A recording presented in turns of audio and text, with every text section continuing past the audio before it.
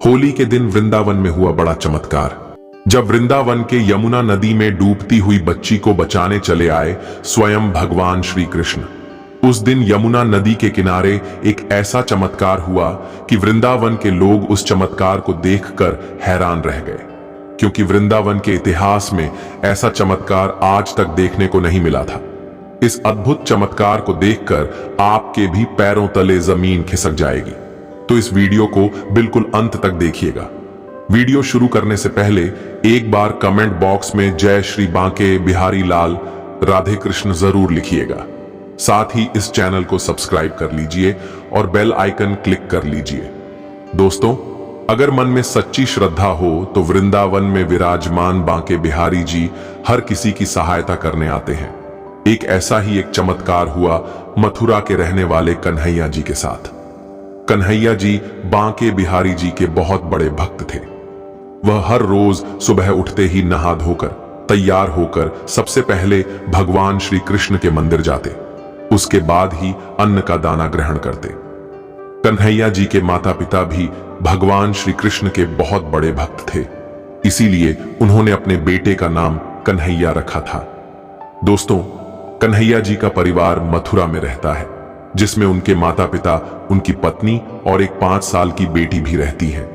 कन्हैया जी की मथुरा में एक फल की दुकान है, जिससे उनका और उनके परिवार का खर्च बहुत ही अच्छे से चल जाता है।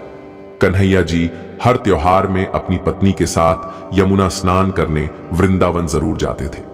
पहले तो यमुना में स्नान करते, फिर बांके बिहारी जी के दर्शन कर वापस घर लौटते थे। हर बार की तरह कन्हैया जी अपनी पत्नी के साथ वृंदावन के लिए निकल रहे थे। तभी उनकी 5 साल की बेटी भी जिद करने लगी कि मुझे भी चलना है। लेकिन उसको बहुत समझाने के बाद भी वह नहीं मानी, तो कन्हैया जी ने अपनी पत्नी से कहा, चलो ले चलते हैं, लेकिन इसका अच्छे से ध्यान रखना। फिर वो तीनों वृंदावन के यमुना नदी के किनारे पहुंच गए।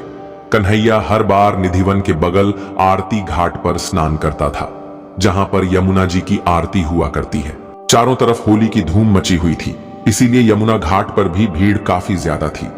ऐसी भयंकर भीड़ देखकर कन्हैया जी ने अपने पूरे परिवार को एक साथ एकजुट करा और अपनी बेटी का हाथ पकड़ लिया, ताकि वह कहीं खो नहीं जाए। उसके बाद जैसे तैसे भीड़ को पार करके वे लोग स्नान करने के लिए रवाना हुए। कन्हैया जी ने पत्नी से कहा, तुम जाकर पहले स्नान कर लो, तब तक मैं बच्ची का ध्यान रखूंगा। उसकी पत्नी स्नान करके आती है, फिर कन्हैया बोलता है, तुम इसका ध्यान रखो, अब मैं जा रहा हूं स्नान करने। फिर कन्हैया यमुना स्नान के लिए चला गया। उसके बाद उसकी पत्नी वहीं पर धूप बत्ती और दीपक जलाकर यमुना जी की पूजा करने लगी। इतने में उसकी 5 साल की बेटी खेलते हुए यमुना नदी की तरफ चली गई। उस वक्त कन्हैया स्नान कर रहा था और उसकी पत्नी पूजा, इसीलिए दोनों का ध्यान उस बच्ची पर गया ही नहीं। वह बच्ची धीरे धीरे उस नदी में डूबने लगी। तभी उसकी पत्नी को रोने की आवाज आई, तो देखती है वहां पर उसकी बच्ची नहीं होती। वह यमुना की तरफ देखती है तो घबरा जाती है, क्योंकि उसकी बच्ची काफी आगे की तरफ डूब रही थी। कन्हैया को भी तैरना नहीं आता था।